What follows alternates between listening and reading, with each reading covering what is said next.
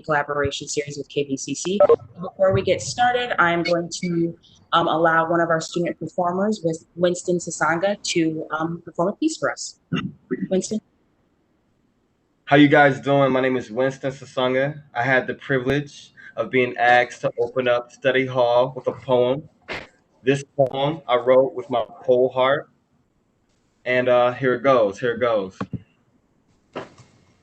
Moon asked me to write for her.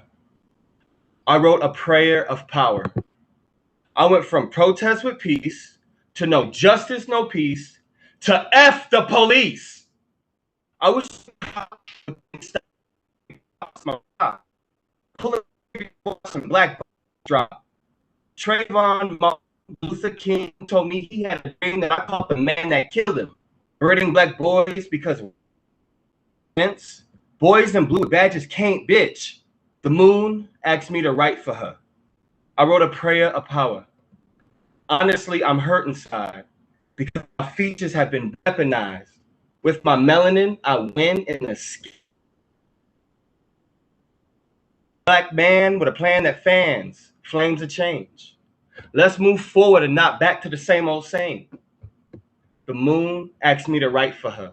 I wrote a prayer of power. I carry so much anger, it hurts. I said Black Lives Matter, not Black Lives First. I pray for salvation, worse has come to worse. My mama ain't putting me in the dirt. Forget that, it's my knee on your neck and back. Strange fruit still hanging from trees, and the cops say it's suicide. We all know that's not why. The moon asked me to write for her. I wrote a prayer of power. Officer, I wish you well. Yeah, I really do. I hope you get back home to your family just like I want to. I'm not a thug. I am a student still in school. In fact, I go to WMU. I got 1 year to get my bachelor's, 2 to get my master's. For my community, I am a factor. I just wanted you to hear this life chapter because my Black life matters. Thank y'all. Thank y'all so much. I appreciate it. And all right, y'all can continue with the show. God bless y'all. Thank you so much, Winston, for that empowering piece. But hello, my name is Taylor West. I'm your current student body president, and I'll be one of your moderators for today. I'm also joined by WSA's Chief Justice, Ashley Putnam Murray, and she will be one of our other moderators for today's event. This is the third and final event out of our 3 for our Communities in Collaboration series with KVCC. Our previous town hall, from the second in the series was centered around the realm of student affairs. With an understanding and a need for change, the student affairs department heads who were panelists on that town hall are committed to actionable steps to eliminate systemic racism within their departments. You may view these full commitments on WSA's Instagram page at WMUWSA. We hope that today's panelists and officers will follow in the community's footsteps with taking what you learned here today and turning that into action. Today's town hall provides an opportunity for students to have a platform to ask the pressing questions to the decision makers on the topic of systematic oppression within policing. The intention is to create a space where public safety officers can educate as well as learn from students to make appropriate and most effective decisions on behalf of the individuals they swore to serve and protect. Even more specifically, our students of color. No institution or department is immune to the systematic oppression and racism, and I believe we all can agree when I say that the time for change is now. We have a variety of panelists from the Department of Public Safety with us here today. Unfortunately, our Chief of Police, Scott Marlowe, is unable to serve on our panel because he's on leave. But before our panelists give their brief introductions, I would like to remind our students that as every question is important, we will only be taking questions in relation to the Department of Public Safety. Ashley and I will try to hit every question within our allotted time. You may also see some familiar names in the comments as we have members from our Black Faculty Staff Council present to give proper support. And with that, panelists, would you like to give brief introductions?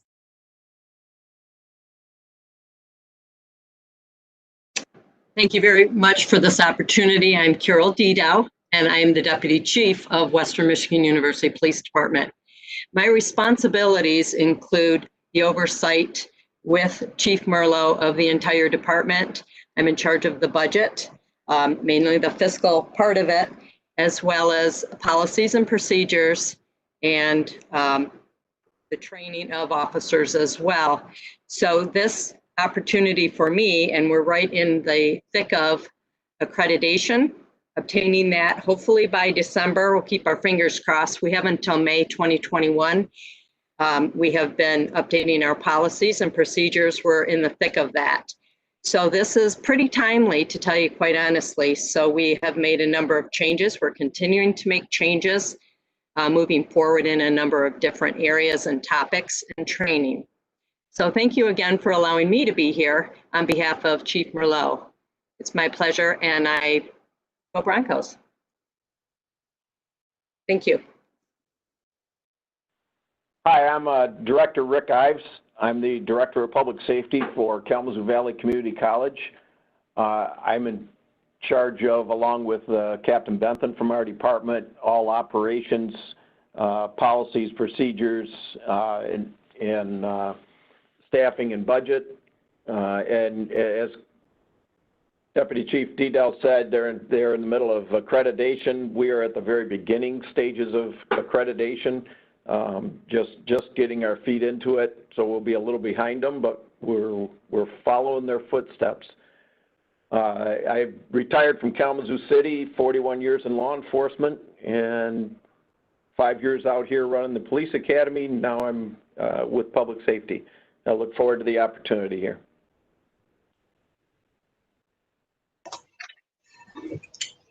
Hello, my name is Jeffrey Lillard. I'm a lieutenant at West Michigan University's Police Department. I'm actually an administrative lieutenant. I'm over training, scheduling, special events, student watch, safe ride.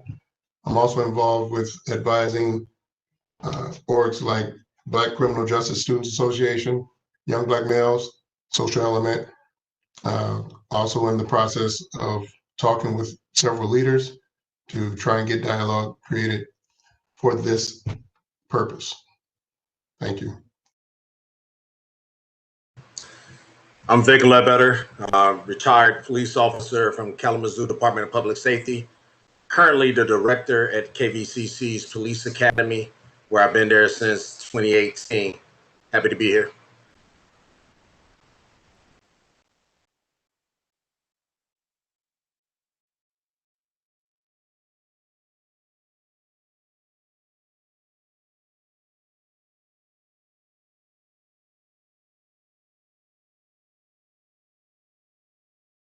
You're muted, Ashley. There we go. All right, so I'm going to just start off with this question. This is for all the panelists. So why do you think racism exists in police departments nationally and locally?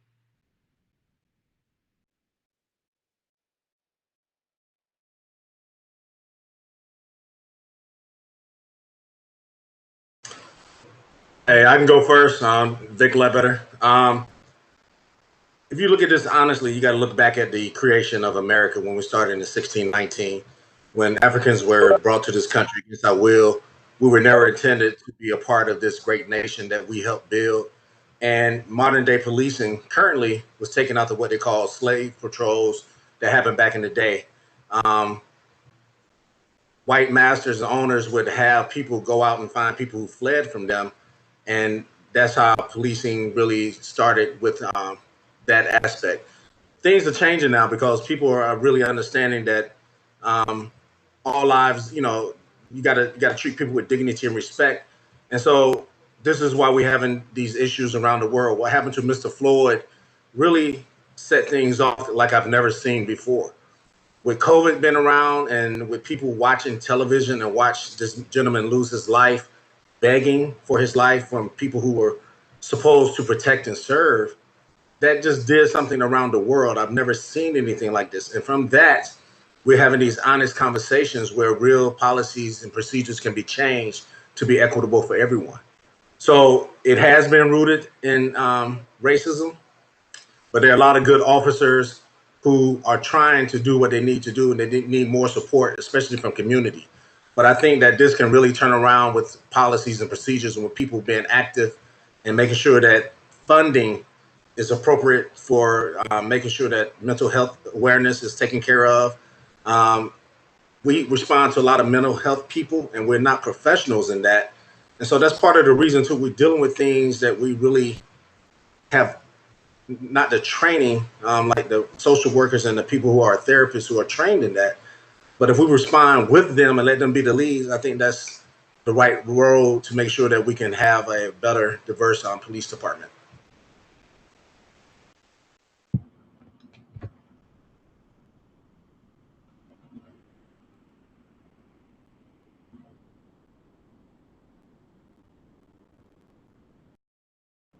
Winston, if you have a response, you are more than welcome to give your opinion. My personal opinion, it has to start with police.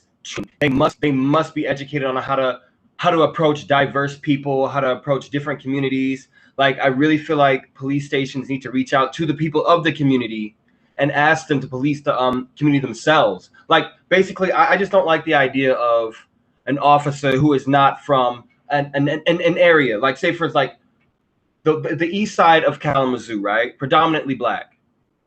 The police within East Kalamazoo are predominantly white.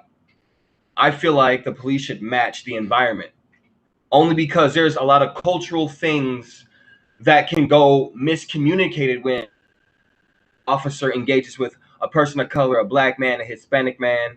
I just feel like diversity training, like how do you train somebody not to be racist? You know, it's one of the biggest questions I have to ask. So I really feel like we just need to put more stipulations on these officers. I don't think all these officers need to carry a gun.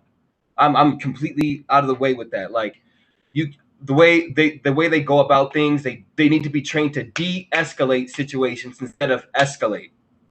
These officers need to be psychologically evaluated every month. Every month. That's how I feel, because their circumstances are extreme. However, the way they approach African Americans is also extreme, because racism, the way black men are shown in the media as thugs, as violent, as ignorant. So by the time a white officer who has no connection with black people, with the black community, goes in, he's hostile. They need to be trained in diversity, inclusion. They just need better training all around. That's my tidbit. Winston, let me tell you, I agree with you that we do need to have police departments represent the communities in which they serve. I've been the director at the police academy for the last 3 years. And do you know how many black men have come through my ranks? We don't want to do this work. So in order for the department, really, with the way that things are going now, there are a lot of black men who don't want to be police officers. Black people don't particularly want to be police officers. If you look around every police academy through the nation, this is an issue. We're trying to get the representation that we need. So I, for one, agree with you. If you have people who are interested in that, please send them to me so that the departments can look like the communities in which we serve. That's part of the problem too. I'm gonna be honest. I wanted to be a cop for years. I wanted to be a police officer for years. I never pursued that path because as I started to learn how the police go about business, I'm gonna be honest, in my personal opinion, it's like the police are operating just like a gang. It's just the good cops do not correct the actions of bad cops. The good cops do not stop bad policing at all. Like, there's so many videos of just police shooting people, escalating, being violent. I'm just like, what if I became an officer? What can I do to help out black people? What can I do as an officer? If I was an officer, how can I help my community when I'm watching bad police give everybody a bad name? So I feel like the system in itself is corrupt. The system is bad. Like, the system allows bad to continue. So that's why I'm kind of just like back and forth with it.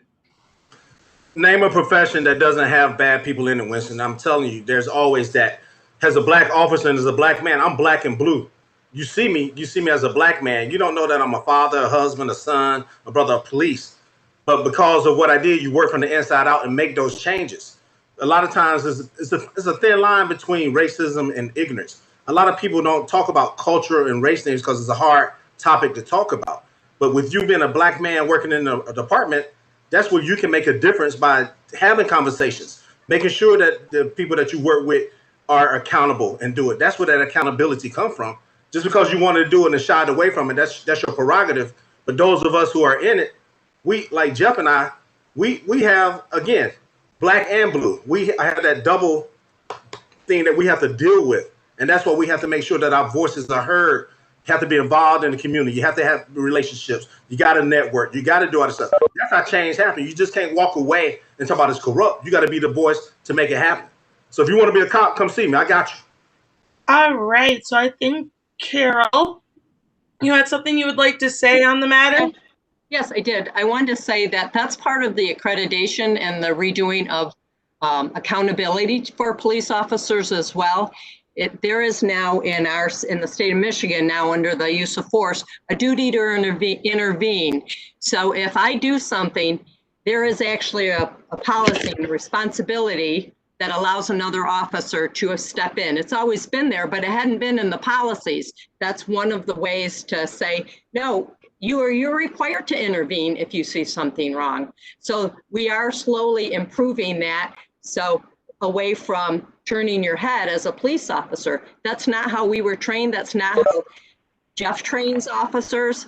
So it would be nice for you to sit down with us, maybe at another time. I would love to show you what our policies, where we're going as a university police department, because I think we're ahead of the game, the process, and I'm proud of that. But you don't know that unless we're telling you that or showing you that, proving to you that.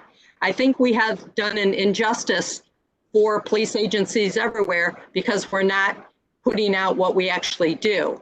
We're assuming that people know what we're doing or what we're following, and that's a huge poor assumption on our part. I think we need to do a better job of that as well, but we can talk later on after this. Thank you. Yes, thank you, Carol. So, Sergeant Lillard, do you have anything that you would like to say in response to this question? So to actually piggyback on what Ledbetter was saying, I'm a recruiter for Western, and I've tried. I've been out there scouring the area, outside the area, to find more diversity within our public safety system. But like Vic's saying, they're not going to the police academy. They're not looking to do this job. Also, with the question saying racism with police officers, when we are interviewing, when we are talking to people in general, not just police institution, they're not going around with a placard that says I'm a racist to show us or to tell us that. When they interview very professionally, and you never see anything like that. So you don't know if that's going to come out of them. And the percentage of racism in police officers is a lot of police officers, and this broad paint stroke of every officer being shodden, every officer being bad is incorrect. Like Vic said, we have families. I'm brown, black, and blue. I went to Western. I bleed brown and gold. I stayed with the university.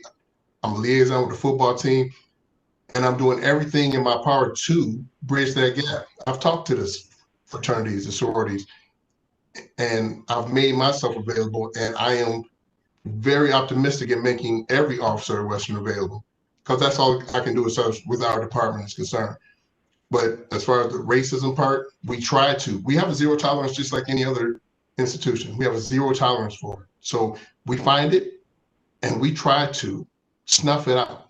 We don't want any bad apples in our department. I mean, there's bad apples in every company or every business, but we are a bad apple with a gun. So that's a different step. So we want to eliminate just like anybody else. So jumping back to Carol, I just wanted to wonder if you could elaborate on what you meant by it's always been there, but it's not a policy. I was just wondering if you could elaborate that just a little bit more for me and the audience. Sure. Yes, thank you. So when we take our oath, we protect and serve everyone. We take an oath to uphold the Constitution of the United States, to uphold the laws of the United States, which is if you see a crime being committed, then that's your duty to intervene. So, and as a young officer, I had come upon a couple officers that were not complying with the law, and I did intervene. There wasn't a policy, a specific policy, but now we do have one in our use of force. We are directing and a directive to our officers. It is your responsibility to intervene if you are seeing inappropriate or excessive use of force by another officer in this agencies. That's our responsibility, that's our accountability. And if you don't, you will be held accountable, not only discipline, and it could be up to and including discharge. So I think we've moved further, and it's sad that we have to actually have a policy that tells officers to do the right thing. But we do, and that's another step in all of this, in having policies and procedures per se. That wasn't the requirement of any institution, any organization for many, many years. Police agencies were required to have certifications and licenses, but they actually weren't required to have policies, which is ludicrous, but the bottom line is that that's what it was. Obviously, it's no longer that, and policies protect your liability as well. So there's a lot that comes into play, a lot more complications now too, that you want on paper. I've always liked things to refer to, especially as a young officer. There's a lot of laws, there's a lot of guidelines out there. I like to be able to go, especially now, to a computer, they have them in their car, to go up and look at and refer to what they need to do. There's a lot of different components. Mr. Ledbetter spoke on that as well, in terms of what you need to refer to, training of people in mental health crises as well. And I think you did as well, Winston. That's what I meant, if that clarifies that. Thank you. Thank you. Ashley, it's Rick Ives, if I could. Yes, absolutely. Go on ahead. Sorry, I've had some difficulties here, so I've hit and miss, caught some of this conversation and missed a little, but so I have missed bits and pieces of it as I got myself connected in here. But as far as the recruiting and the demographics of departments, I think all of us in law enforcement are concerned and have recruited for years. I mean, I've been in the business for 41 years, and it's been a priority for 41 years that I've been in it. I agree with Director Ledbetter. It's difficult. I ran the academy for 5 years. It's difficult to get those demographics into the academies. We're trying. The departments are trying. I think there is a lot. It's a hard profession to come into. It's a hard profession to move forward. And as Vic and Jeff have both said, I think any officer that's been out on the street will tell you that being black and blue is tougher than it is for a lot of people. So it makes it really hard to recruit in and get those numbers where you want. We're very fortunate at Valley right now, and you know, we have a very small department. Our demographics are matching the demographics of the county, but it's difficult even here trying to keep those numbers up. And you know, the training is just extremely important. You know, we're getting pushed with a lot of things in law enforcement right now, have been for a long time. You've got social economic issues, you've got mental health issues. Those mental health issues are being pushed onto the street. And what that's leaving is for law enforcement officers who have had training in the area. Most, if not all of our officers have been through a 40-hour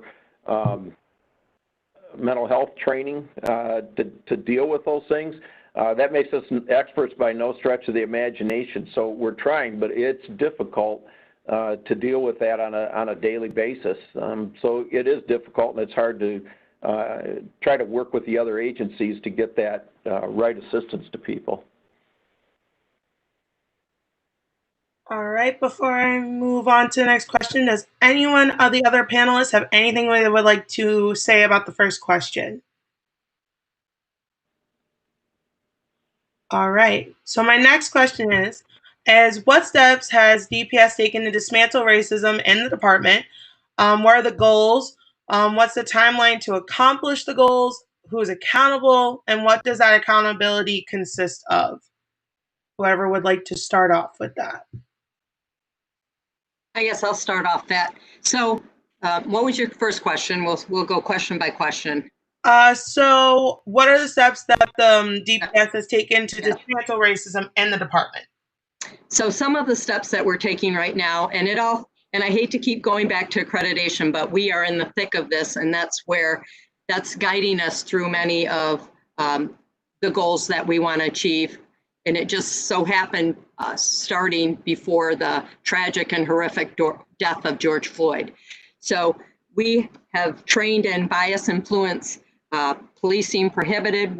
Even before that, last fall, we were engaged in three separate trainings, cultural, intrinsic, let's see what they said. What did we do? Communication and intrinsic bias training. We did cultural competency, racial profiling, and implicit bias. 2 parts of that. They were lengthy trainings, but very, very important and critical. And that was last fall that I required the officers to participate. Not only participate in that training, but they had to successfully complete it and test on that. And if they didn't successfully test or pass that test, they had to do it again. And there were a couple officers that had to go through that once or twice. So we hold them accountable. Their goals, we consistently train in dealing with not only people of color, but international students as well. You know, we're on the campus of Western Michigan University. There are a number of different people that we engage and interact with daily. So it's our job to be able to communicate, and I think what Winston touched on this too, de-escalation techniques. It's huge. And our officers are trained in that. That is a huge goal, and we continually want to improve in that regard. One of the methods that even I used as a young officer that I was an instructor for is verbal judo. How do you speak with people on every level so it doesn't escalate to, number one, violence, and then number two, most importantly, excessive use of force by a police officer. So that is one of our goals, or our biggest goal is accreditation. What was your second question? What are the goals and the timeline to accomplish those goals? Yes. So the timeline for me, because I've headed this accreditation process, I am the accreditation manager.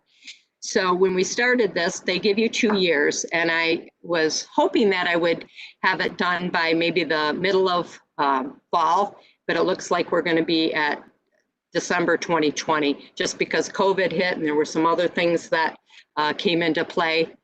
And it's a lot more involved than I ever imagined. And Chief Ives can attest to that as well. So as much as I would have liked to have been done even by the end of the summer through assessments, there's many, many steps there. Our goal is to be done by December 2020.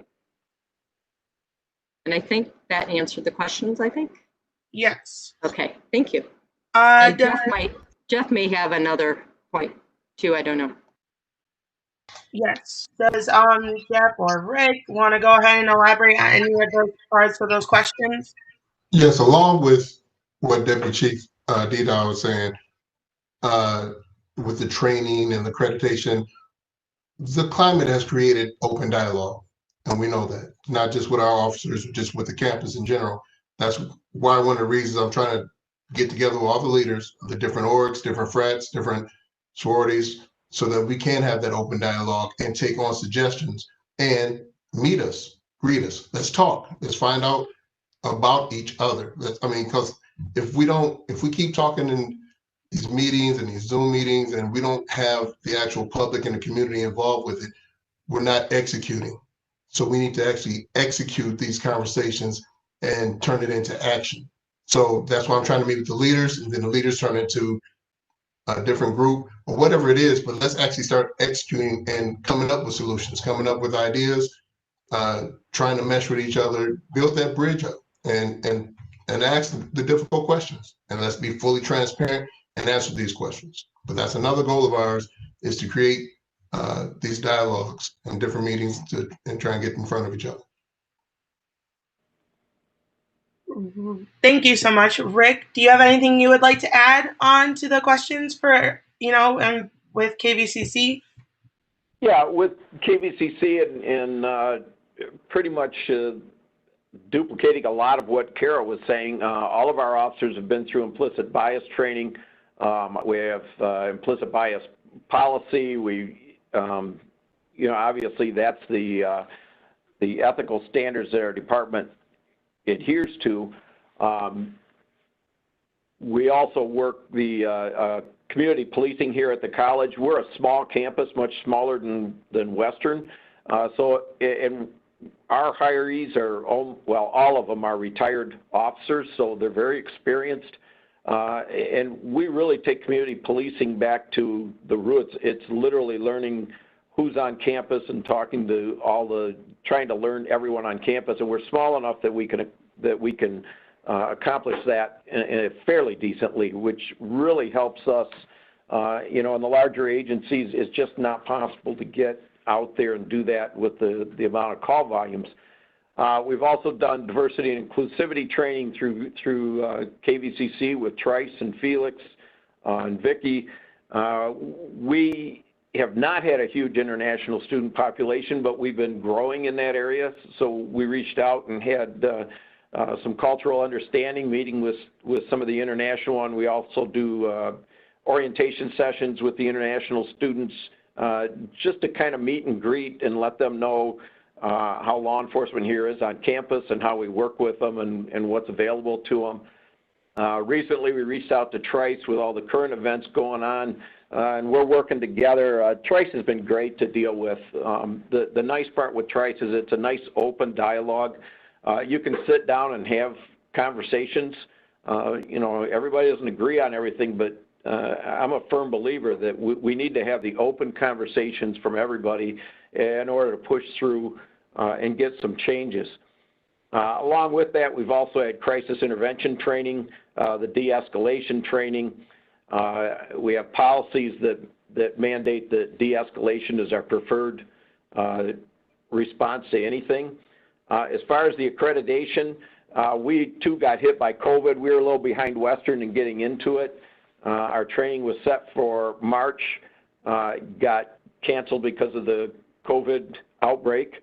We just went through the introductory training, and now we're just kind of trying to gauge the right time to actually apply, because we have 2 years from when we apply to complete. So we're gauging that time. It'll probably be sometime this fall to do that when we're out of the COVID enough that we have the time. As Carol said, as she keeps warning me, it's a big lift. So we're trying to time that right so that we've got the right resources to be able to complete it in the proper time. All right. Does any of the other panelists have anything they want to add to this or anything? All right. So I understand that policy is very important, but it's the implementation of the practice is where the issue really lies. For example, the policy may read no chokeholds, but the practice seems to only really apply in white neighborhoods. So what data do you have to support the equitable application of policy? Well, this is Rick, and I'll jump off, and I'm not going to be very helpful on that one. Mainly, our policy states chokeholds. Chokeholds have been taught for a long time that it's a deadly force option.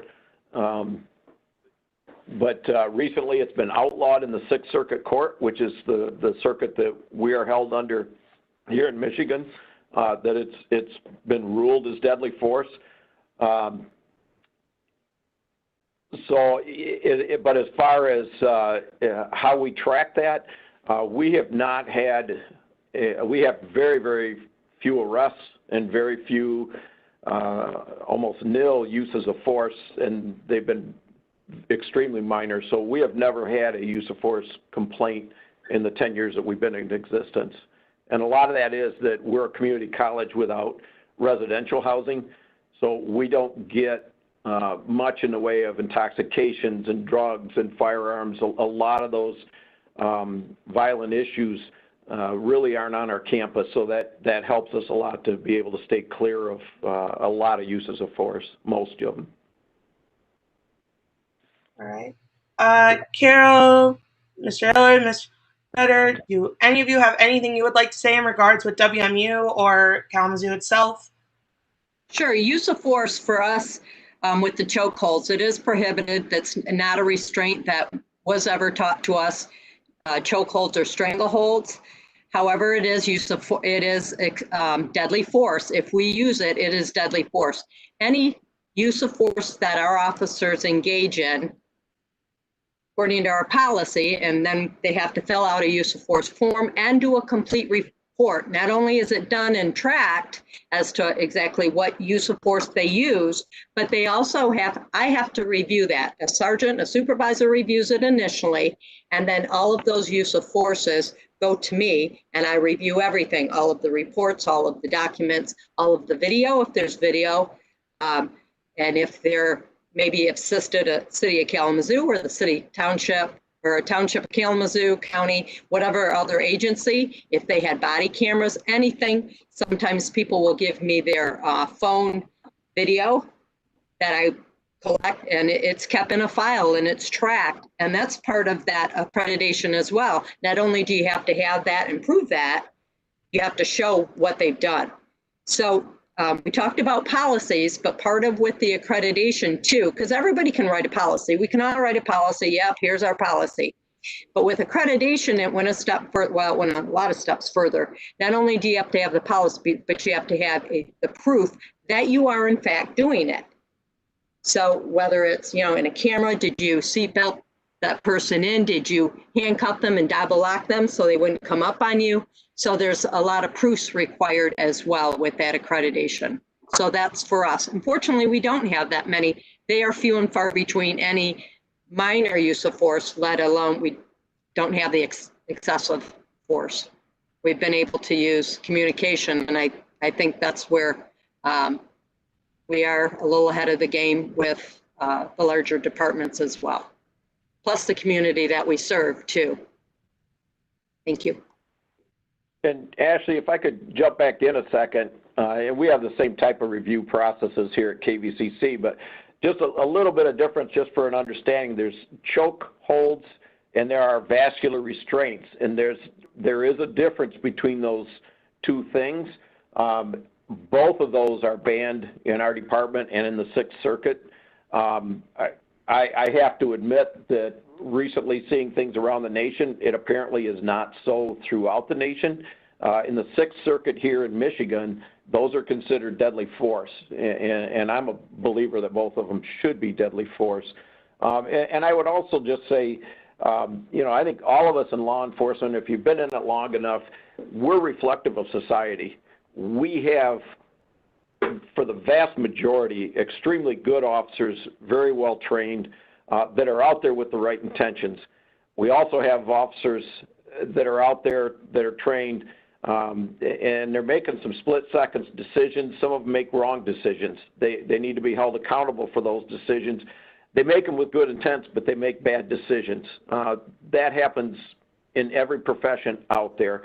And then there's bad officers. We're well aware that there are bad officers in law enforcement. Through my career, I can tell you, most of those officers have been turned in and addressed through fellow officers who have seen violations, seen the issues, and turned them in. I think one of the big issues is what does the department do when that problem arises? Does the department accept that? Does the department cover that? Or is the department dealing with it?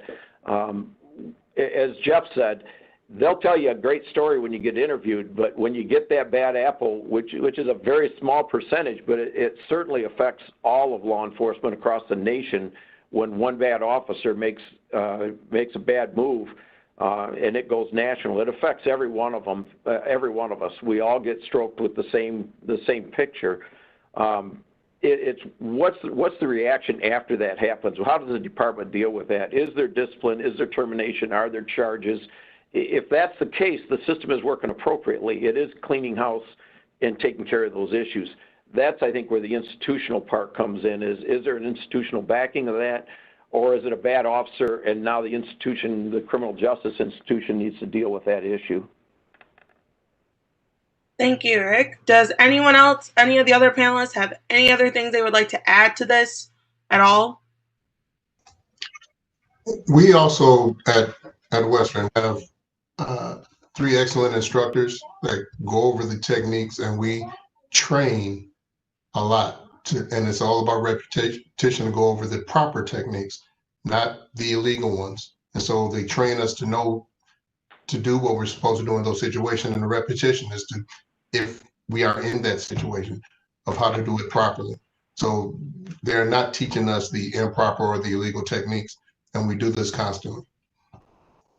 Thank you. Anyone else have anything else they want to say?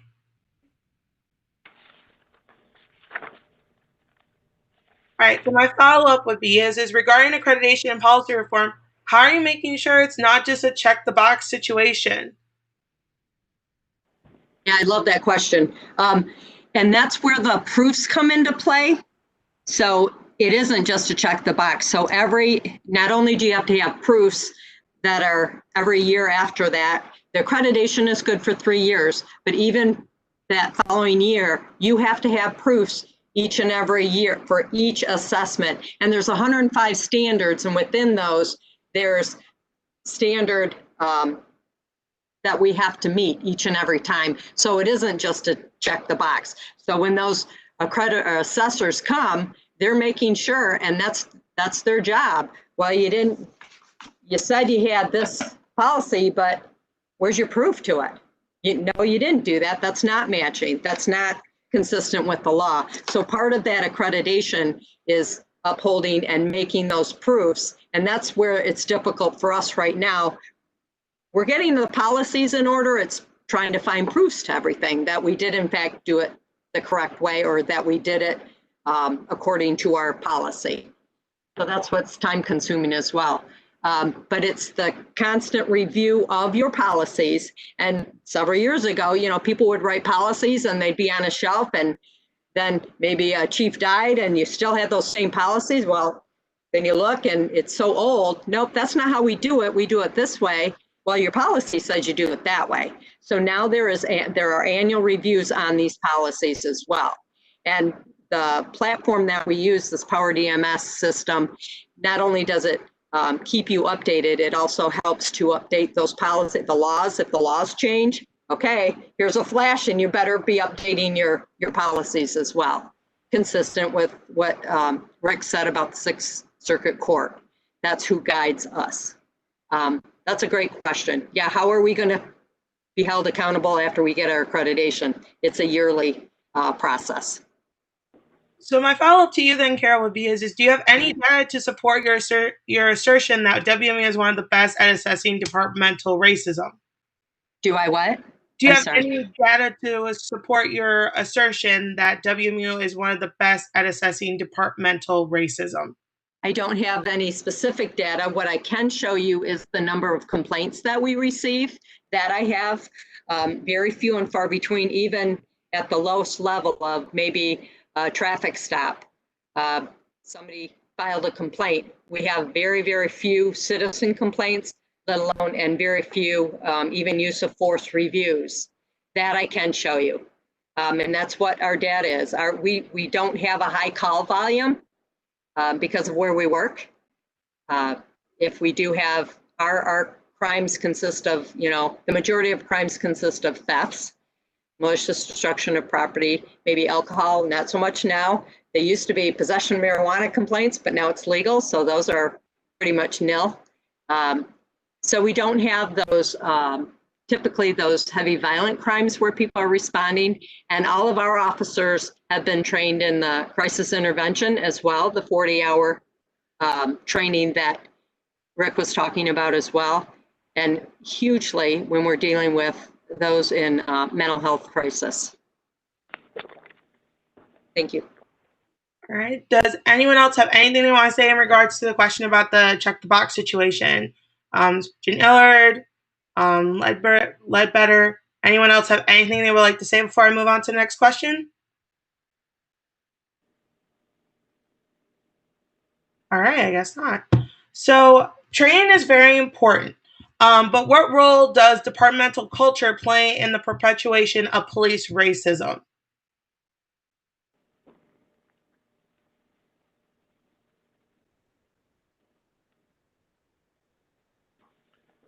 Well, actually, I'll jump in. This is Rick. You know, the culture, every department's got a different culture. You know, and you talk to officers from different departments, just like any business, they all have different cultures. And I think as far as the racism part, I can't speak for every department. I've worked for two. You know, the issue is, where does it come from your leadership? And I think a lot of that is your leadership and your training, and all the way down from the chief down to the sergeants. What do they see, and what do they address? Are they seeing anything? You know, they set the tone for the culture of a department. If they accept it, then it's going to flourish. The leaders are the ones that need to step up and make sure that we're hiring the right people, that people with ethical backgrounds and ethical issues when they're working, that we get them out of this profession, that we drum them out and we set that standard, that we're not going to accept unethical behavior in law enforcement. We take an oath, and the oath is to uphold the laws. When we have people violating ethics and violating search and seizure and violating use of force, we as leaders are the ones that are responsible for who we hire, who we fire, who we discipline. It really does boil down to the leaders setting those standards all the way through, as Vic can attest, right from the police academy all the way through to retirement. They need to be held to a higher standard, that, you know, those ethical issues are not going to be accepted in this profession.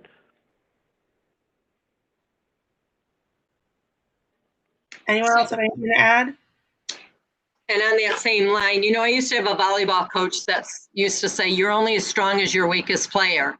And if your officers are weak, your whole department. So you want to raise that bar and have that honesty and integrity and how you want to be represented. I don't want to hire somebody that are not going to be following our policies and our goals of our department on how we want to treat people and how we expect people to be treated.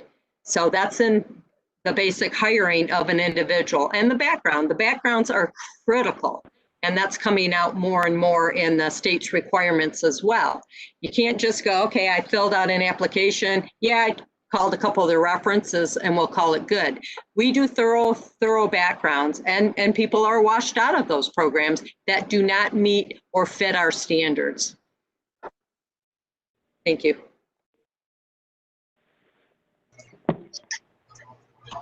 As far as the culture aspect of it, it's about the exposure and what we are actually involved in.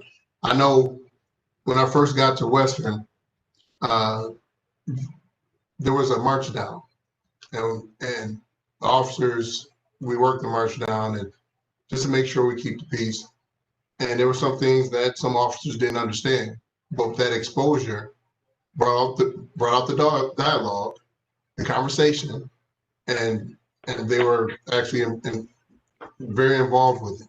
And so them learning about the handshakes, the stepping, and just everything that was involved made them see it in a different light. And then you expose it, you open up the conversation, and it helps with learning each other's culture, with what you do and what you don't do.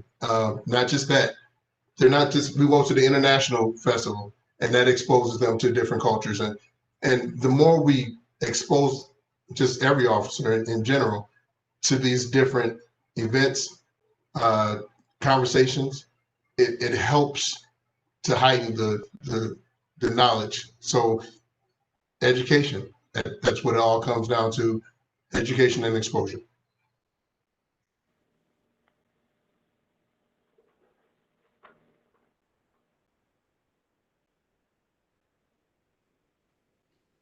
Anyone else have anything they would like to say? I'd like to say we do our best, like everyone has said, to interview people, try to do backgrounds and stuff. But some people slip through the cracks. We understand that. We have to be mindful, and we won't be honest if we say that there are gang members and white supremacists that have infiltrated law enforcement. And it's incumbent upon all the good officers and the leaders like Carol and Jeff and Rick, once that is brought to their attention, they need to do something with it and about it. So again, I think that we are at a point where people are making a difference and making a change, and it's getting better from my perspective. So we do try to weed out those and just educate everyone.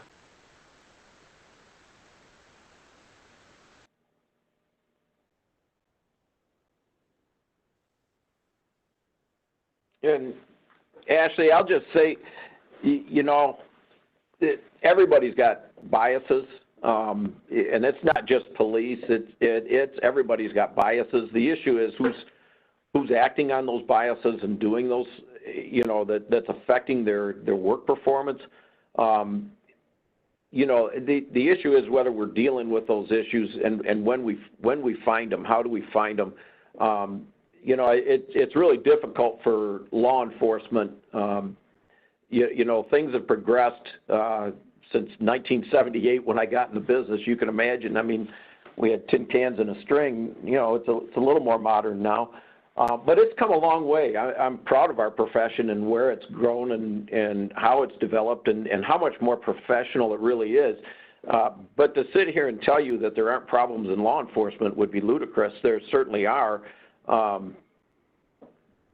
But we have to be careful that we don't paint all of law enforcement with a broad brush. I think that's the issue that across the country, that the police need to be careful that we're not doing that to our citizens. And it's important that the citizens do the same thing with the police.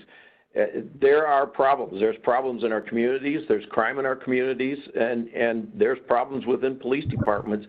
It's not the vast majority of our communities. It's not the vast majority of our police departments. That doesn't mean we aren't aware that there's issues in both.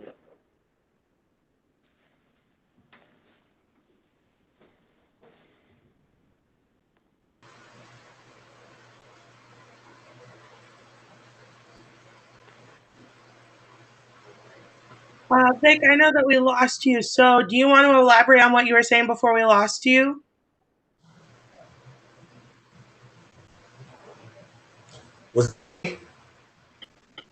Yes. Oh, I forgot what I said, but I saw something today that kind of encouraged me. I was on Twitter, and Benjamin Crump, who's a black lawyer representing families of slain black men killed, you know, unarmed black man killed.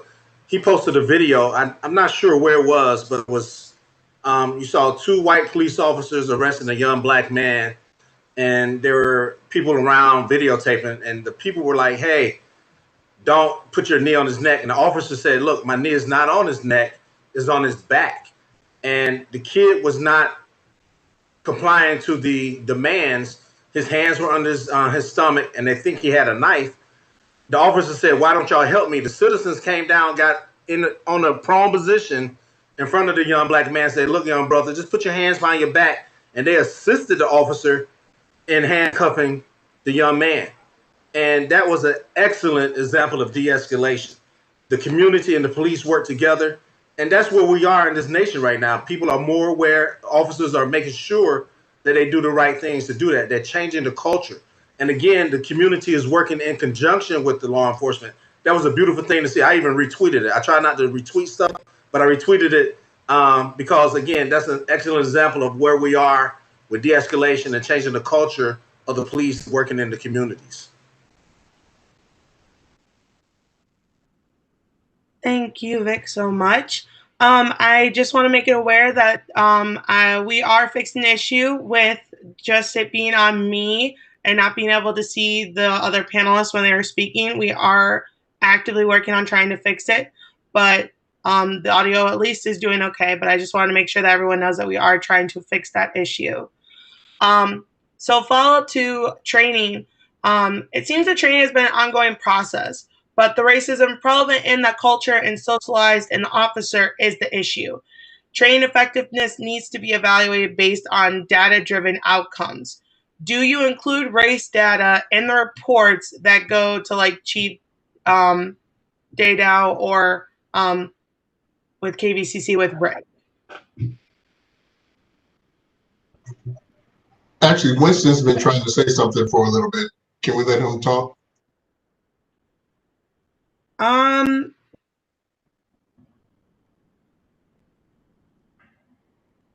mean, she already asked the question, so it was pertaining to,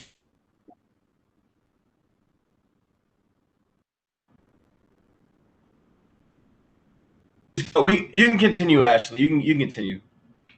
Okay. Sorry, I'm a little.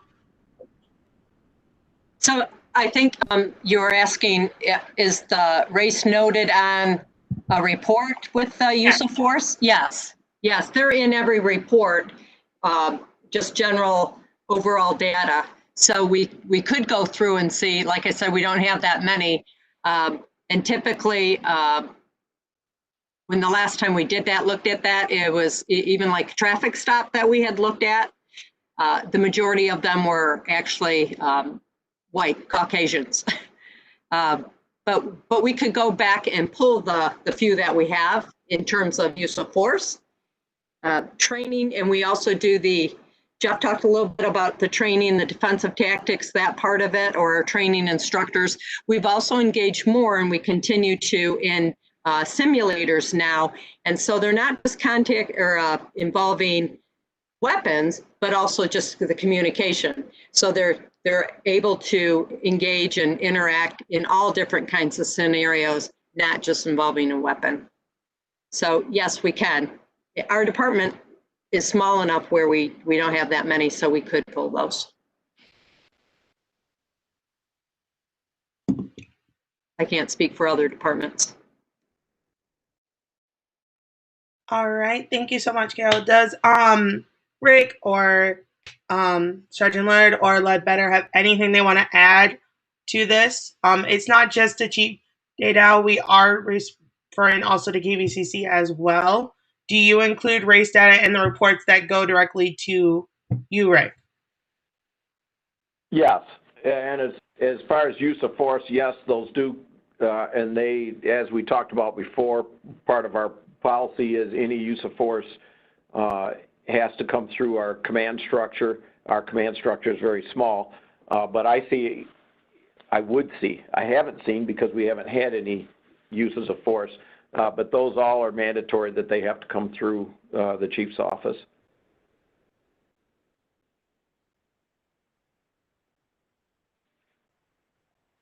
Sergeant Lillard, Ledbetter, do any of you have anything you would like to say in their response?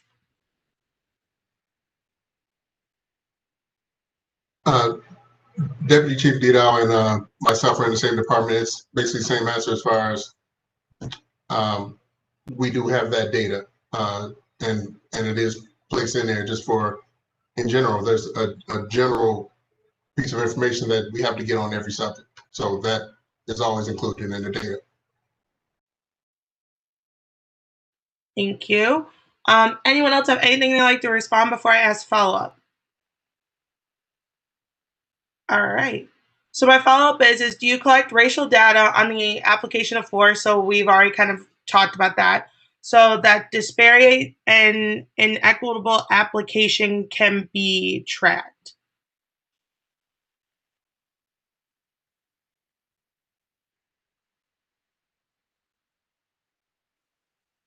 I'm not sure I understand your question, but basically each one is looked at separately and evaluated as to whether or not they were complying with policy and the law as each use of force. So each time I review a use of force of any kind, were they following not only policy, but consistent with the law? That force was appropriate or not, depending on the answer. Were they given coaching, or was it appropriate to administer discipline? We haven't had any excessive where we need to determine, I take that back. Several years ago when I was young officer, an officer got, well before I was any rank, they were terminated for the excessive use of force several years ago. I want to say 1990. But yeah, so that officer was terminated for inappropriate use of force, the illegal use of force, actually. Not sure if I answered your question or not, but. Yes. Anyone else have anything they'd like to add to that?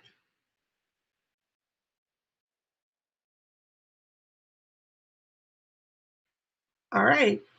So the next question is does WMU keep data by race on vehicular stops or other stops by WMU police?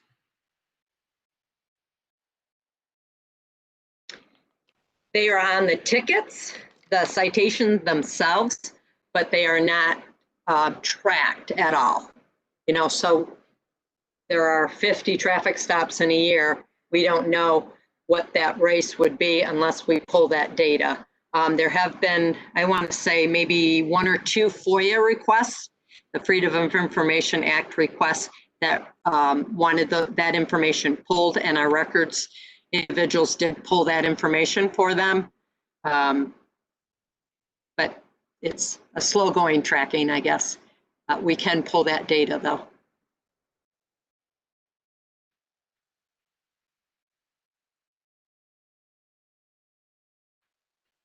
Anyone else, anything they'd like to either expand on that or anything else? I actually have a follow-up question for Chief Dedow. Can there be an expand to traffic stop procedures to make it mandatory if it's not already? What was, I can't hear very well, I'm sorry. What was the question? Just like a follow-up question to what you just said, if that's not like mandatory and required to pull race data, can it be? Can we expand on that traffic stop procedure? I don't know if the system itself can do that through the computer system, the e-citation. I'm not really sure. I would have to ask some of our computer gurus, but that might be able to pull that information. There's so many new platforms out there that might be something that we could do, but I would have to check with our computer gurus. So I'm here taking notes as well. So I will ask that question and I will let you know.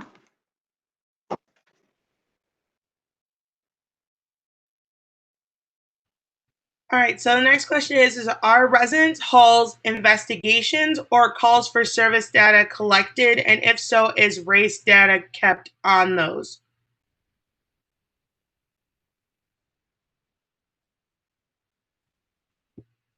Are you speaking about the types of complaints? If it's a criminal complaint, yes.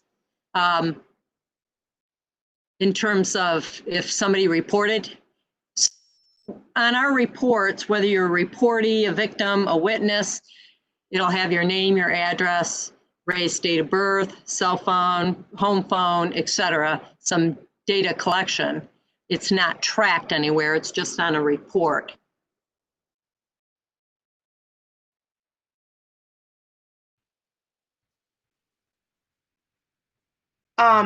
So I understand that, but is race data kept if those are collected? Like if there is data collected for those like resident hall investigations or calls that are made?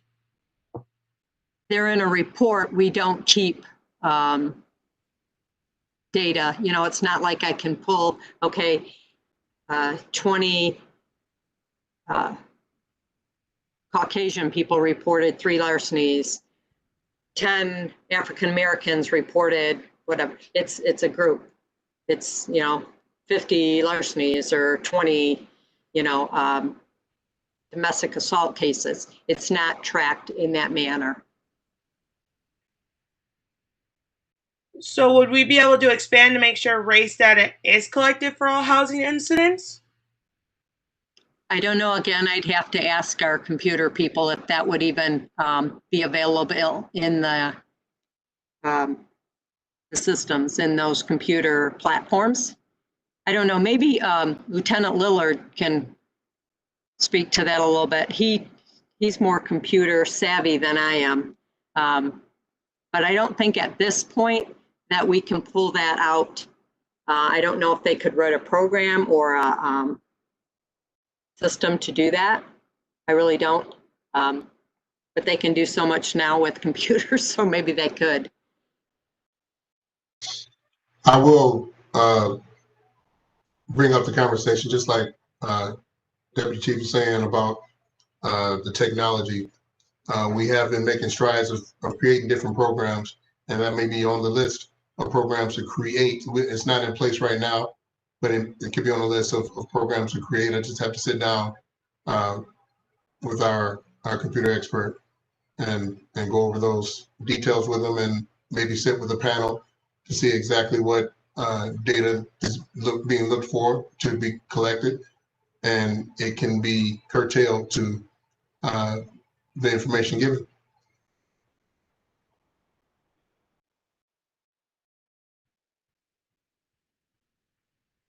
All right. So my next question is how do the police departments feel about defunding and reallocating funds to things such as mental health services?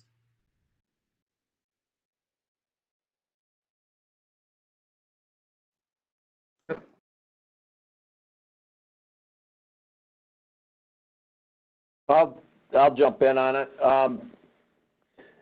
You know, defunding the police, when you talk about deferring money to mental health, part of our issues, I'll be honest, part of our issues that we deal with is because mental health has been defunded through the years, which has pushed the mental health population onto the streets with very little or poor resources to respond when they have issues.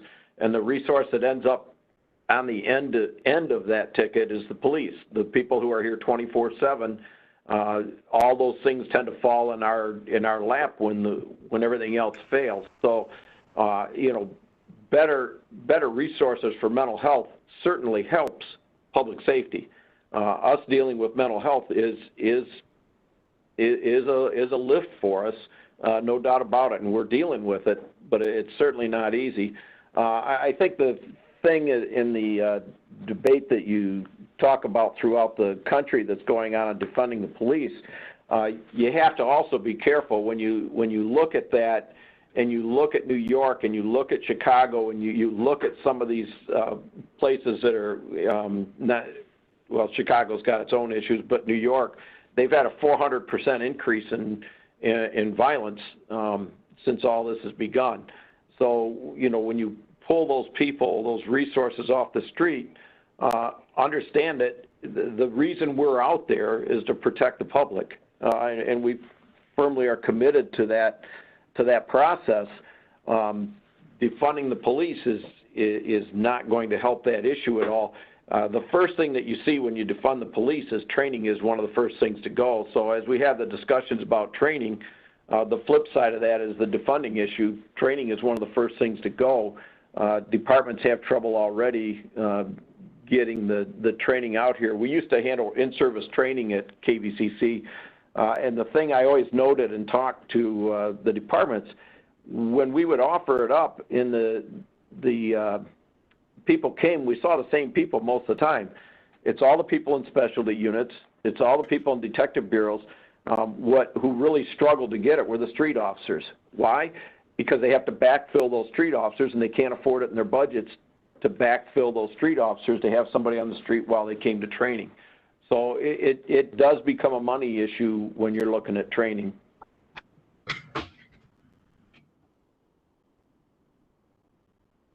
Anyone else like to comment on that? Yeah, I always have a pit in my stomach when I hear, oh, I'm sorry. Oh, go ahead, Winston. Yeah. Okay. The reason why I stand for defunding the police, I don't mean abolish the police. I don't mean get rid of the police.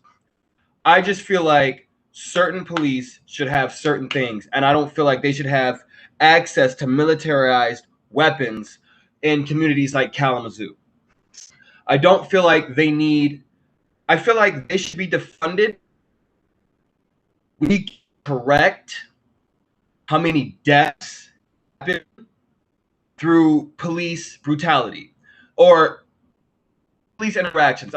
Around the average is 600 to 1,000 Americans die every year through police interactions, whether they be robbing a bank, whether they be jaywalking through the street. 600 to 1,000 people die. I've traveled the world. I've been to England, I've been to France, I've been to Italy, and I always talk to the police. What do you think when you hear about American police? And they're honest when they say they think the police are crazy. Like I've talked to different police around the world. The police here need to correct that. I'm saying you guys are responsible. I feel like you guys, I love you guys. You guys inspire me. I just feel like 600 to 1,000 people die every year. Let's take away some of these funds. Let's take away all allocations to apply to different services. I would love for a lot of that monetary to go to the black schools, the brown schools, so we can correct the classroom to prison pipeline. Black schools get defunded all the time. So why not defund the police and give money to these schools? Education for these black boys and brown boys will correct a lot of their interactions with police and society, so we don't have to get them from the classroom straight to prison for the smallest amount of crimes. And I think that we need to understand there is a growing number of people that just call the police for frivolous reasons. The lady, Amy Cooper. A black man is attacking me in Central Park. A black man is attacking me in Central Park. Expert should have went to that scene. I'm not an expert on like how police interactions. There's a lot that I read about, and there's a lot that I still need to know. But I feel like mental health experts could have corrected the situation between Amy Coomer and I forgot the guy's name, the bird watcher, who was African American. I say we defund the police. The police don't need to be militarized. The police don't need to have access to military weapons. What they need to do is to have more access to de-escalation tactics, more access to what's the word I'm looking for? But I think you guys understand where I'm going with this. There's a lot of other services that society needs. Okay, go ahead. I heard you. Ashley, if I could jump in for a second, just hitting on one thing, and I just want to put things in perspective. And Winston, I appreciate your points. One thing to keep in mind when you talk about the total amount of people that the police kill every year, the only thing I ask is take that and look at what I look at.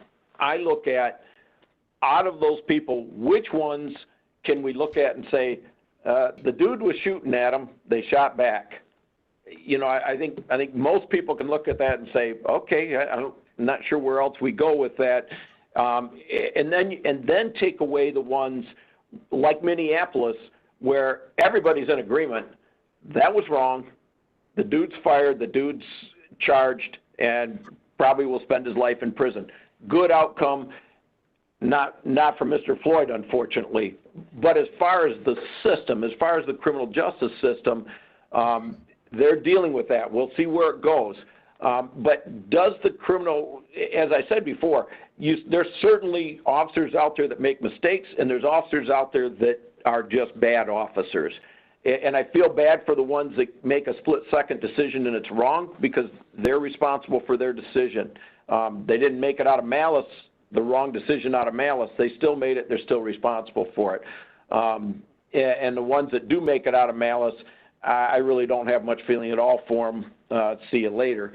But taking those numbers, and then you really need to break that data down and look at how many of those are legitimate uses of force that, if you really look at the facts, you can look at it and say, okay, this was appropriate, and how many of them were a wrong use of force, and did the system appropriately deal with the outcome of that, and did the criminal justice system work, or is it broken?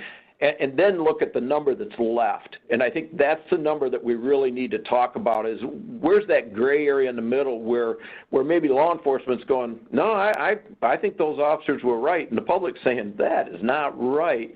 Where's that overlap in there? And I think those are the numbers that I really would like to see us as a country focus on, to get fair data in the middle. What are we actually talking about with the data, and where are the discrepancies? Because it's not 600 to 1,000 people. Some of those were handled appropriately either end of the spectrum. What are the ones in the middle that we truly need to look at? Okay, thank you. I just want to emphasize that we don't have much time, so I'm going to try to, keep everything short so we can keep rolling and answer all these questions. We have a lot of more questions to come, and I want to try to get as many in before we run out of time. So with that, I'm going to move on to our next question. How can police and student relationships be improved within neighborhoods like Vine, Lafayette, Fratville, Stewart, and Arcadia?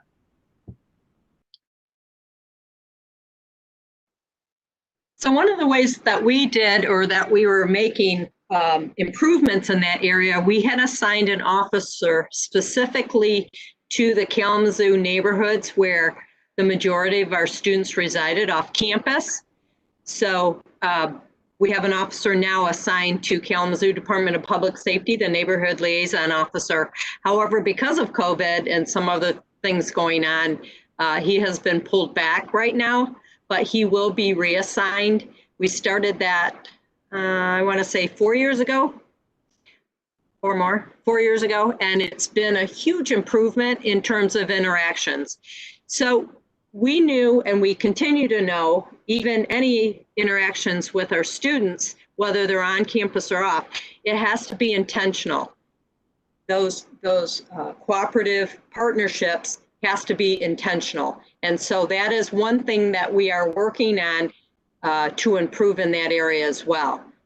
Right now, because of money, we only have enough for one officer to do that in terms of the neighborhood's liaison off campus, but we do have those officers assigned to each resident hall. That we were just in a meeting last week and yesterday actually as well, to improve that relationship, or how can we improve that program as well, so officers, or so our students feel comfortable in coming to the police, in reaching out to us if they need us. And it might not even be for anything criminal related. It could be just they need some advice, a person to go to. Also, trying to get a calendar. Some things, we don't have to have a paid officer that goes to these events. We're trying to get the calendar of different events, of things that are taking place, be it on campus or off campus, that we could send our officers and just kind of engage with the community. Be it, we have K-9s now on campus. We like to get them introduced to the public, as well as our officers. So it's some things that we can just show up to the different events. So we are also trying to engage in that sense as well. Anyone else have anything they'd like to say on that? All right. So the next question is what role will DPS play in the enforcement of WMU's mask and social distancing policies? For example, what happens if a student doesn't have a mask, or when students gather together, say like in the Bernhardt Center?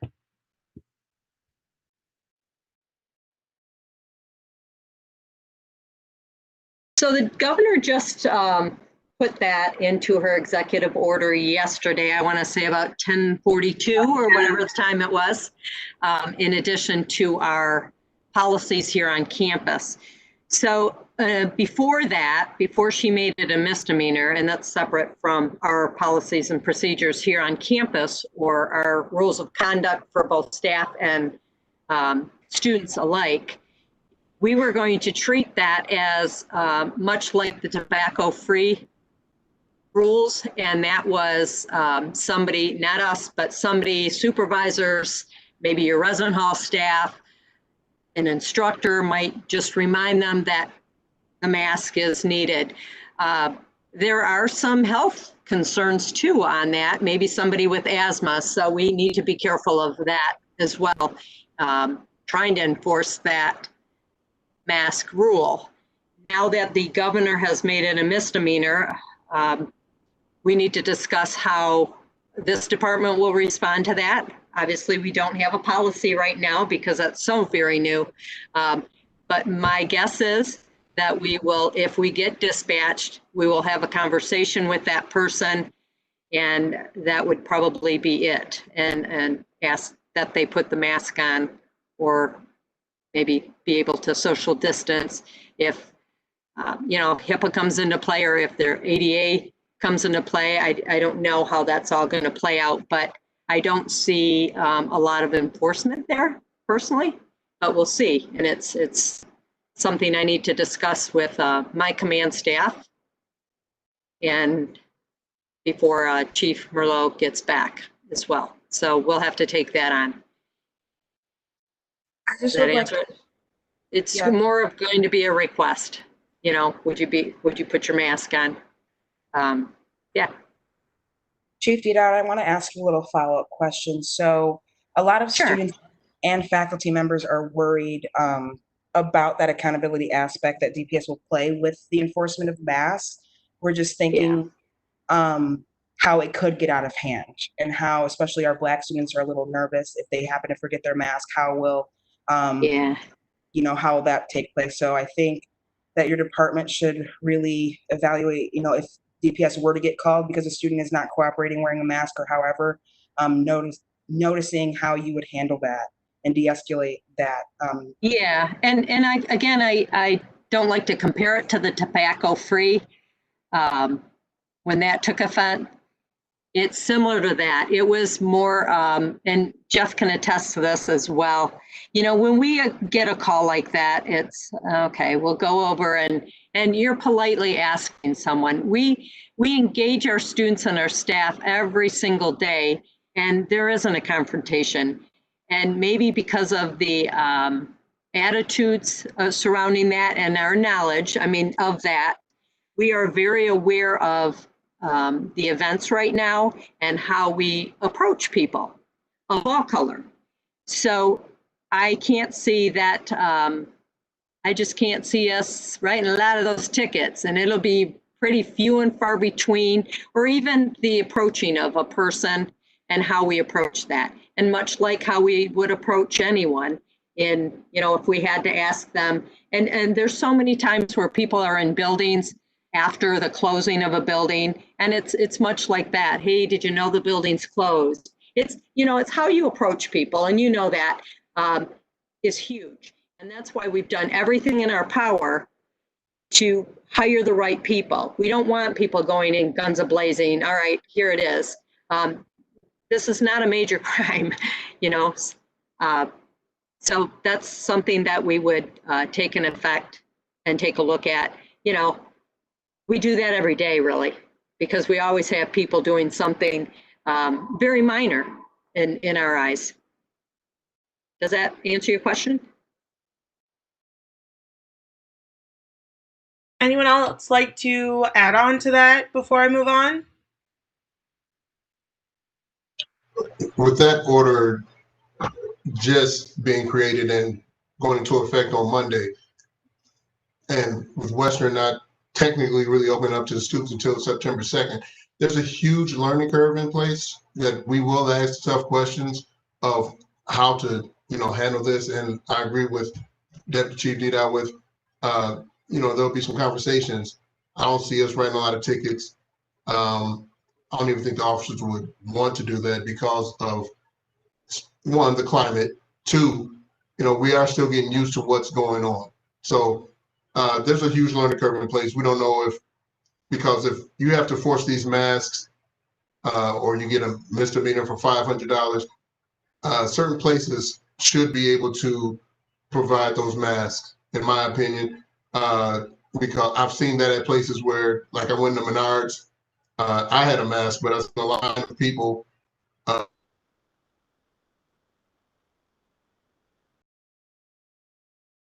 A huge learning curve in place right now as far as what's actually going to go into play, but we are working on it. You know, just like Carol said, it's like not trying to compare it to the cigarettes, but it should be a conversation. It should be a light conversation. It shouldn't be something that goes into any kind of argument.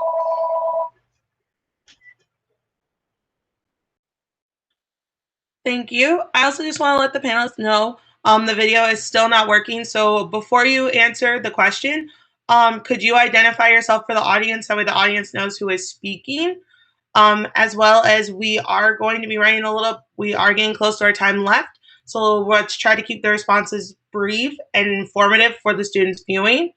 So with that, this is the next question. What oversight functions do the WMU Department of Public Safety Oversight Committee actually perform aside from making recommendations pertaining to a grievance against an officer?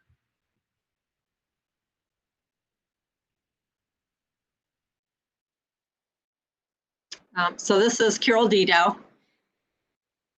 So if a complaint comes in to our department, it first goes to a supervisor of that person being complained about. And then they take down the initial information, and that information gets forwarded to me.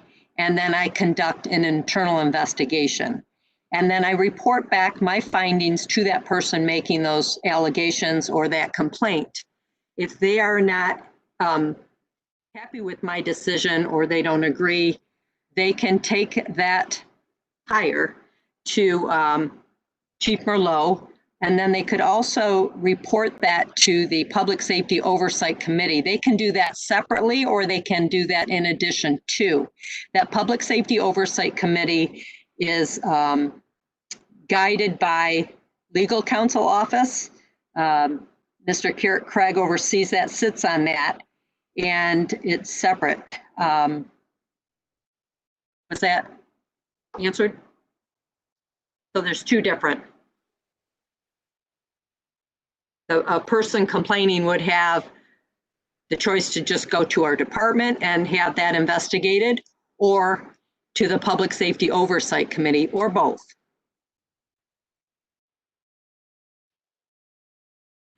Okay. So is the WMU Oversight Committee in reality not an oversight committee, but a grievance committee? Could you elaborate on the group's intention a little bit more?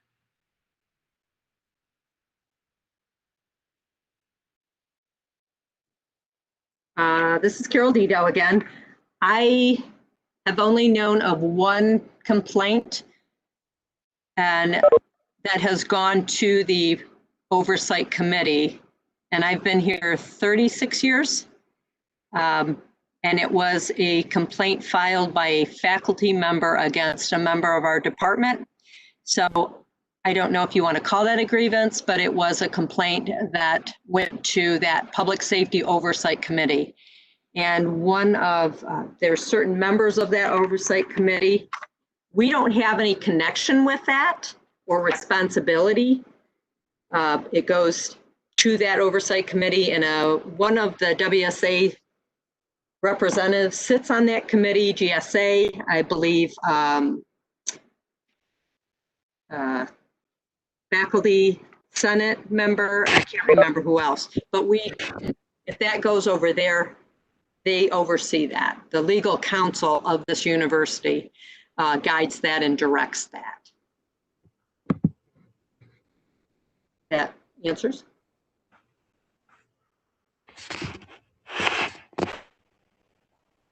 Okay, so these are, so also continuing on with the committee, what type of training does the committee receive, and how many cases did the committee review in the last 3 years?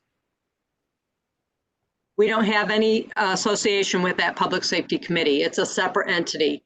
So to my knowledge, they haven't had any within the last 3 years. So I would have to refer you to the legal counsel. Maybe they got one and we didn't even know that too. So we don't have any of those statistics. Because it's totally separate from our public safety department. Chief Dedow, is there a way to improve the relationship, or is it separated for a reason? Yes, good question. It's separated for a reason, because you should have an independent, and that's by law. The state of Michigan created that for public safety's departments in a university setting. So that they had to create that. I can't remember the law statute, but it is separate for a reason.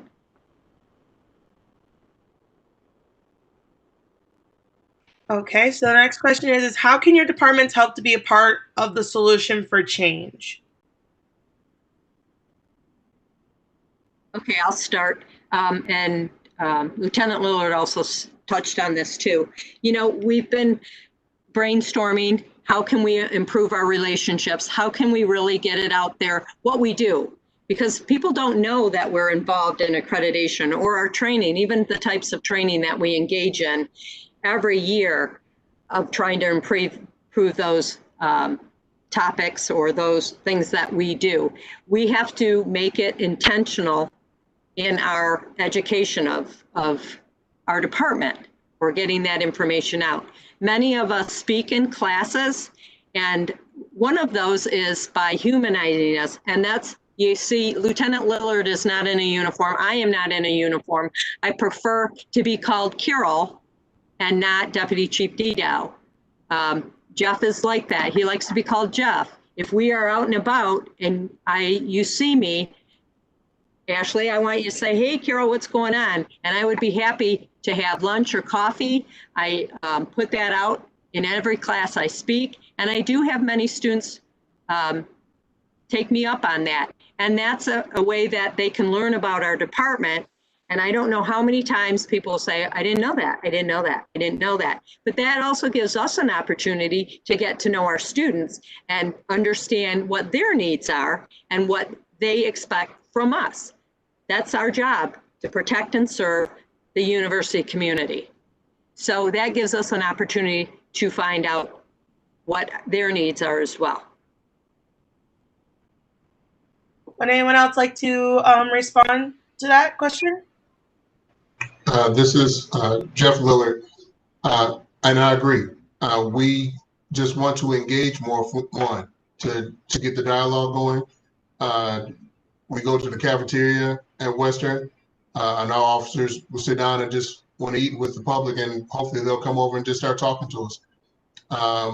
In engaging and bringing up the hard conversations, and if we can actually have an ear on both sides. And what I mean by that is both sides have to listen to what each other is saying so that we actually can start hearing to make the change of what's going on. I mean, we have to hear what the community is saying. The community actually has to hear what we're trying to say. So if we engage more, and we're trying to do that, we want to be at all the events. We want to create events. In the process of writing up something where students and officers play video games together, because I got PS, I got Xbox, so, and I'm good. So I can take anybody out in 2K or Madden or whatever it is. So, but we should engage with each other, play the game, but then let's have dialogue at that time. But let's, just like Dedow said, we're humans.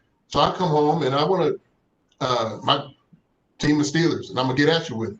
But not just playing that game, we're actually going to talk and get to know each other. And that has to be with across the board. So it's events that we can have that we actually get to know each other, not just as officer student or officer public. It actually can be as friend to friend. Let's get to know each other, and let's mend. Let's start to actually heal from all of this. All right, so this is the final question. It's open to the whole panel. What commitments do you have in eliminating systemic racism within your personal lives? More specifically, What are you all doing to be an advocate and learn about topics such as racial disparities, equity, justice, and white privilege? I feel like if you just listen to people instead of just listening to debate, but understanding where people come from, instead of just like trying to listen to bullet points of what they on how to act. I feel like we just need to listen to understand each other, understand where we come from. That's what I really.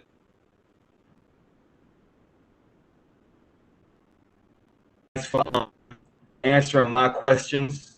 I do appreciate that. I think you guys are an amazing job, just like because I feel like I learned a lot through this experience alone. Not a lot of Black men would want to come in this space, but it's beautiful to have people who say they're Black and blue, and I get to hear their perspective as well. So using the information you guys have expressed to me, I will continue with that. That's what I wanted to add. Thank you, Winston. Anyone else? Again, open to the whole panel.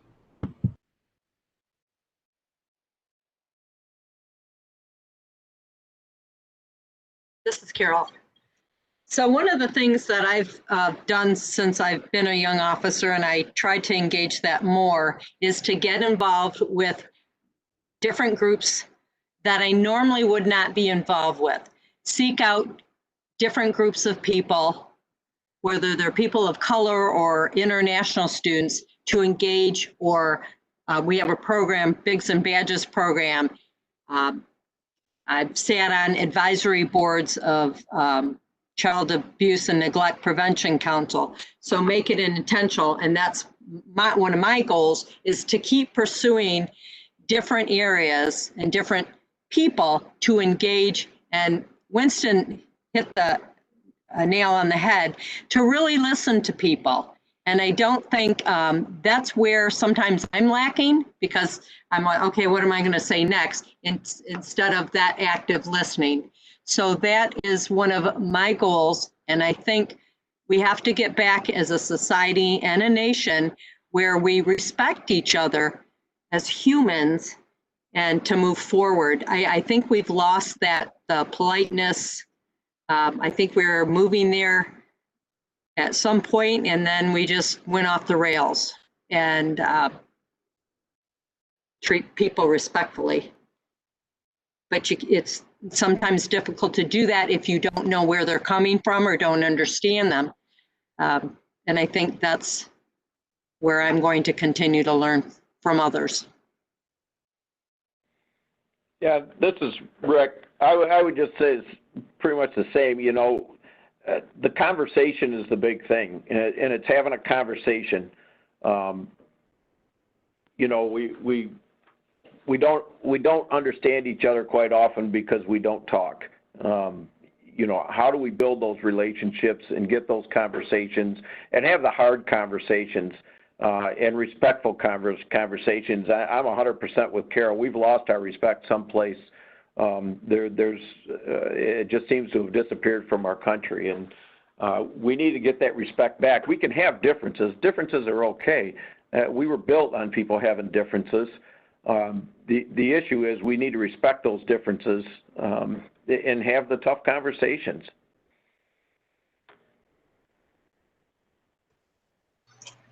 There was a time where I used to go into the classrooms and talk to different ages from 3rd grade up to seniors. And the reaction to a police officer coming in was actually positive. Hey, you know, what do you do and what's going on? And right now we've lost all of that. That's why I accept every invitation to go and talk to people one-on-one, whatever the area is. I'll come to you, you come to us. Whatever it is, we need to have that engagement before we can do anything. I accept every invitation. I'm like Vic, I'm Black, blue. And I have that conversation with my children to not only see it from one perspective, you have to see it from different perspectives. I've not been in your shoes, so I don't know what you've been through. So I'm not going to prejudge you on whatever's going on. I'm going to listen to you and find out what you've been through. Just like I want you to listen to me, find out what I've been through. I graduated in '88 from Western, and I've been there for 27 years. I have a lot of good relationships, and I want to keep building on those relationships. I don't want anybody to be afraid of me in uniform, and I want them also to engage me outside of uniform. I'm there, and I want to make sure we have this social healing and correction. We need to fix what's going on.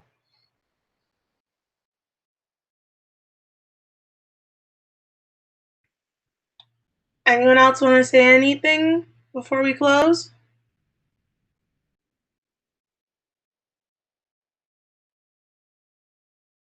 Okay, I can do a quick closeout. Thank you, everyone tuning in today I realize my video's not on.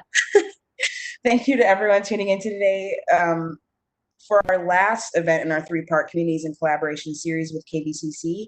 Thank you to our panelists for taking the time today to answer questions and share this collaborative space. Big thanks to Dr. McCorkle, Dr. Nagel-Bennett, KVCC's Diversity and Inclusion Coordinator, Trice Batson, as well as my student leaders, Emma Barada, Emma Scheller, Dahlia Sanchez, and Ashley and Henry Theory for helping execute this community project. Important reminders to my Broncos. Addressing this bandwidth issue that we had, you weren't able to see our panelists' faces, but you could still hear the information given, and this video will be uploaded to the YouTube, so you can refer back to it whenever you need. If there were questions that weren't answered and you're looking for answers, please reach out to your student government so we can get you that proper information. And then if you are still in need of emergency relief fund money, please reach out to your student government so we can be of better assistance. You can reach us or DM us on Instagram at WMUWSA or on our website at wmich.edu/WSA for more assistance. Again, thank you all to our viewers for asking those important questions, and then for our panelists and for our community members in the chat for proper support. Reminder that this fight for racial equality is not a sprint, it is a marathon. Let's keep this conversation going until justice is finally served, and remember that we are stronger together. Stay safe and stay up, Broncos. Thank you.